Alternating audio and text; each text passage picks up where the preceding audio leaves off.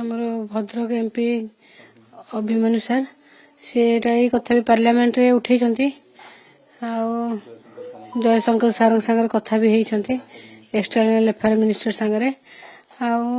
କହିଛନ୍ତି ତ ଷ୍ଟ୍ରଙ୍ଗଲି ମାନେ ହେଲ୍ପ କରିବେ ମୋ ଛୁଆକୁ ରେସ୍କ୍ୟୁ କରିବାରେ ହେଲ୍ପ କରିବେ ଖୋଜାଖୋଜି କରିବେ ସବୁଆଡେ ପ୍ରେସର ପକେଇବେ ବୋଲି ଚିଫ ମିନିଷ୍ଟର ଅଫିସର ବି ତାଙ୍କ ଟିମ୍ ବି ଲାଗିଛନ୍ତି ସମସ୍ତଙ୍କ ତରଫରୁ ହେଲ୍ପ ମିଳୁଛି ସମସ୍ତେ ଚେଷ୍ଟା କରୁଛନ୍ତି ଦେଖାଯାଉ ତାଙ୍କ ଉପରେ ପ୍ରେସର ପକାଉଛନ୍ତି ହୋପ୍ କରୁଛି କି ମୋ ଛୁଆଟା ଭଲରେ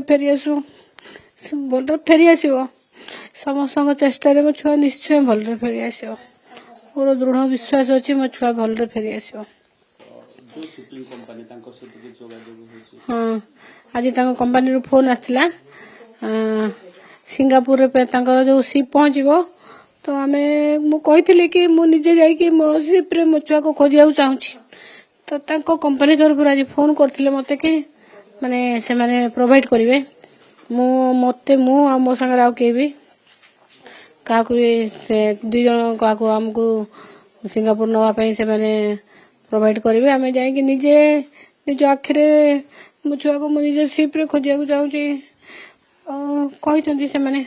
ଯେ ସେତିକି ସେମାନେ ଆରେଞ୍ଜମେଣ୍ଟ କରିବେ ବୋଲି କହିଛନ୍ତି ଦେଖାଯାଉ